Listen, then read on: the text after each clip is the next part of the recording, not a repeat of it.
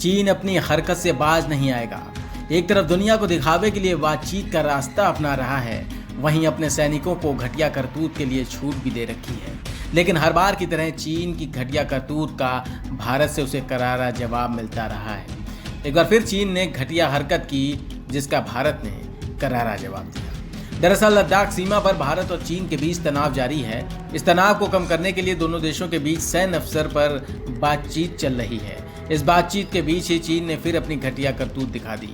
लद्दाख में पेंगोंग झील के दक्षिण किनारे में भारत चीन सैनिकों के बीच फिर झड़प होने की खबर सामने आई है। इसको लेकर रक्षा मंत्रालय ने इस संबंध में एक बयान भी जारी किया है, जिसमें यह कहा गया है कि चीन के सैनिकों ने भारतीय सैनिकों को उकसाया। भारतीय सैनिकों ने चीनी सेना को मुंहतोड़ जवाब दिया। पेंगोंग झील के पास झड़प के बाद चुशूल में भी भारत और चीन के सैन्य अधिकारियों के बीच बैठक जारी है। फिर से झड़प होने से तनाव को कम करने के लिए हो रही इन कोशिशों को झटका लग सकता है। जानकारी के मुताबिक यह झड़प 29 से 30 अगस्त की रात को हुई है। भारतीय सेना ने चीनी सैनिकों की घुसपैठ को करारा जवाब दिया।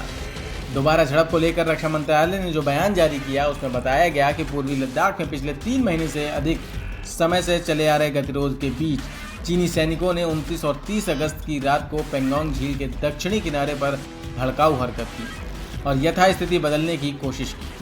बयान में कहा गया कि भारतीय सैनिकों ने चीन की नापाक हरकत को पहले ही भांप लिया और इसका करारा जवाब देते हुए इस कोशिश को विफल कर दिया। चीनी सैनिकों की यह हरकत दोनों देशों के बीच सैन्य और राजनीतिक स्तर पर चल रही बातचीत में बनी सहमति का उल्लंघन है। वहीं बताया जा रहा है कि इस झड़प के बाद से श्रीनगर लेह हाईवे पर आम लोगों के लिए रोक लगा दी गई है। फिलहाल रक्षा मंत्रालय के बयान में ये स्पष्ट नहीं किया गया है कि दोनों पक्षों के सैनिकों के बीच झड़प हुई है या नहीं। इस कार्रवाई में किसी के हताहत होने की बात भी नहीं कही गई है। बयान में कहा गया है कि भारतीय सेना ने मौके पर अपनी स्थिति को मजबूत करते हुए चीन की एक तरफा कार्रवाई में जमीन पर यथास्थिति बदलने के इरादों को विफल कर दिया है।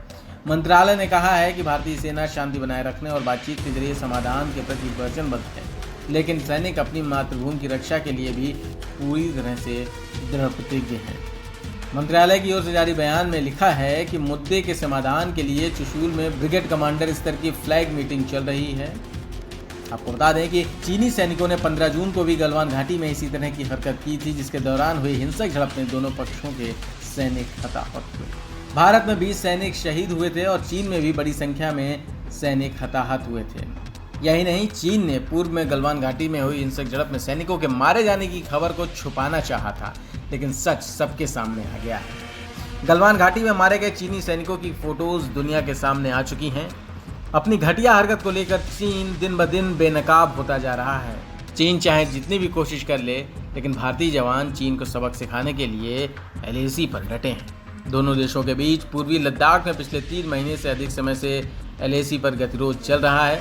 इस ताज़ा घटना के बाद से क्षेत्र में एक बार फिर तनाव पैदा हो गया है, लेकिन चीन को सबक सिखाने के लिए भारतीय जवान भी पूरी तरह मुस्तैद हैं, चौकन्ने हैं और करारा जवाब दे रहे हैं।